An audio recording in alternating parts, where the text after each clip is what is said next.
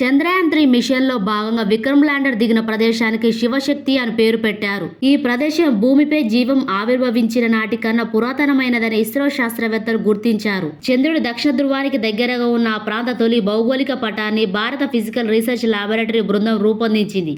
దీన్ని విశ్లేషించిన శాస్త్రవేత్తలు ఆ ప్రాంతం దాదాపు 370 కోట్ల సంవత్సరాల పూర్వం ఏర్పడిందని అంచనా వేశారు. భూమిపై తొలి జీవరూపాలు కూడా ఆ సమయంలోనే ఆవిర్భవించాయి. అధ్యయనం సైన్స్ డైరెక్ట్ లో ప్రచురితమైంది. భౌగోళిక మ్యాపింగ్ అనేది ఒక ప్రాథమిక ప్రక్రియ అని ఆ బృందం పేర్కొంది. ఒక గ్రహం ఉపరితల ఆకృతి ప్రాదేశిక తాత్కాలిక క్రమాలను అర్థం చేసుకోవడంలో ఇది ఎంతోగానో ఉపయోగపడుతుందని వెల్లడించింది. చంద్రయాన్-3 మిషన్ ఆగస్టు 23, 2023లో చంద్రుడి దక్షిణ ధృవంపై విజయవంతంగా దిగింది. దీంతో చంద్రుడిపై సాఫ్ట్ ల్యాండ్ చేసిన 4వ దేశంగా భారత్ అవతరించింది. చంద్రుడి దక్షిణ ధృవానికి చేరుకున్న తొలి దేశంగా రికార్డు సృష్టించింది. కెమెరా క్వాలిటీని మెగా పిక్సెల్తో కొలుస్తారు. ఒకవేళ కంటిని కూడా ఒక కెమెరా అనుకుంటే దీని మెగా పిక్సెల్ ఎంత ఉంటుందో తెలుసా? నిజానికి దీన్ని ఖచ్చితంగా లెక్కించడం సాధ్యం కాదు. కానీ చాలా మంది అంచనా ప్రకారం మనిషి కంటి మెగా పిక్సెల్ 576 మెగా పిక్సెల్ ఉంటుంది. ఇంతకీ మెగా పిక్సెల్ అంటే ఏమిటి? డిజిటల్ ఇమేజ్ లో అతి చిన్న భాగాన్ని పిక్సెల్ అంటారు. చిన్న చిన్న చదరాలుగా ఉండే ఇవి ఒకే దగ్గర చేరడంతో ఇమేజ్ ఏర్పడుతుంది. ఏదైనా ఇమేజ్ ని బాగా జూమ్ చేసి చూస్తే ఈ విషయం తేలికగా అర్థమవుతుంది. ఇమేజ్ భాగాలు చిన్న చిన్న చదరంగా కనిపించడం గమనించే ఉంటారు. ఒక స్పేస్ లో పిక్సెల్ సంఖ్యను బట్టి ఇమేజ్ రెజల్యూషన్ ఆధారపడి ఉంటుంది. ఎన్ని ఎక్కువ పిక్సెల్స్ ఉంటే రెజల్యూషన్ అంత బాగుంటుంది. ఇలాంటి 10 లక్షల పిక్సెల్స్ కలిస్తే ఒక మెగా పిక్సెల్ అవుతుంది. ఒక అంగుళం స్పేస్ లో పిక్సెల్స్ మెగా పిక్సెల్స్ కలిసి డిజిటల్ ఇమేజ్ రెజల్యూషన్ ను నిర్ణయిస్తాయి. ఉదాహరణకు 12 mega pixel camera sensor 12 million pixel per inch ఇమేజ్లను సృష్టిస్తాయి. అలాగే 8 మెగా పిక్సెల్ కెమెరా సెన్సర్ 8 మిలియన్ల PPI ఇమేజ్లను సృష్టిస్తుంది. 12 మెగా పిక్సెల్ కెమెరా ప్రతి అంగుళానికి మరిన్ని ఎక్కువ పిక్సెల్స్ జోడించడం వల్ల ఇమేజ్ నాణ్యత మెరుగ్గా ఉంటుంది. మెగా పిక్సెల్ సంఖ్య ఒకటే కాదు, రంగు, అమరిక, కాంతి, గ్రాహ్యత, వివరాల సంగ్రహణ వంటి వాటిని బట్టి ఇమేజ్ నాణ్యత ఆధారపడి ఉంటుంది.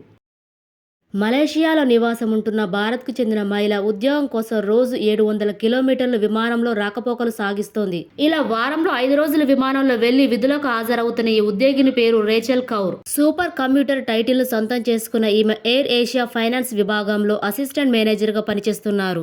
ఇటీవల ఈమె CNN ఇన్సైడర్ ఛానల్ కు ఇంటర్వ్యూ ఇవ్వడంతో ఈమె పేరు సామాజిక మాధ్యాల్లో వైరల్ అయింది. ఈమెకు 11 మరియు 12 ఏళ్ల 2 పిల్లలు ఉన్నారు. మలేషియాలోని పెనాంగ్ లో నివాసం ఉంటున్న రేచల్ కౌలాలంపూర్ లో విధులు నిర్వహిస్తున్నారు.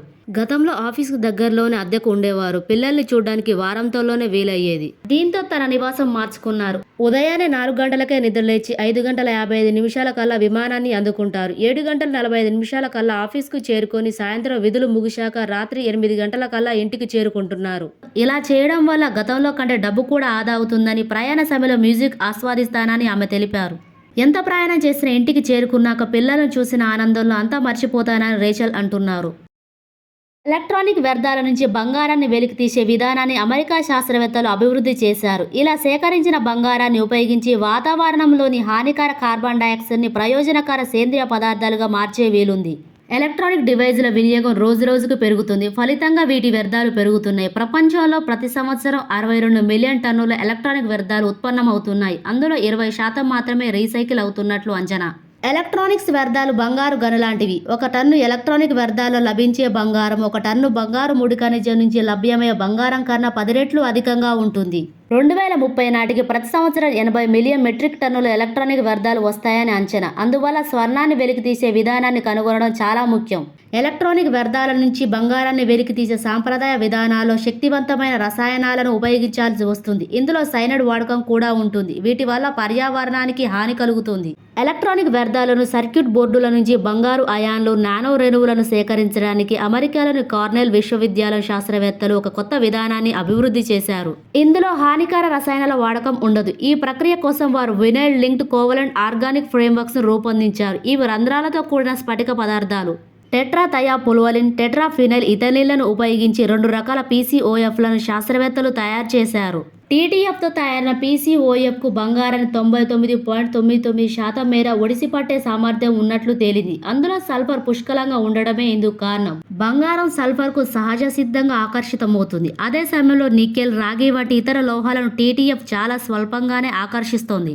16 సార్లు పునర్వినియోగానికి ఇది అనువుగా ఉంది. బంగారంతో నిండిన ఈ COF కార్బాక్సిలేషన్ అనే ప్రక్రియ ద్వారా కార్బన్ డయాక్సైడ్ని సేంద్రియ పదార్థంగా మారుస్తుంది. బంగారాన్ని ఎలక్ట్రానిక్ డివైజుల్లోని సర్క్యూట్లు, మెమరీ చిప్లలో కనెక్టర్లుగా వాడుతుంటారు. ఈ లోహానికి తుప్పు పట్టదు, విద్యుత్ వాహకత కూడా ఎక్కువగా ఉంటుంది.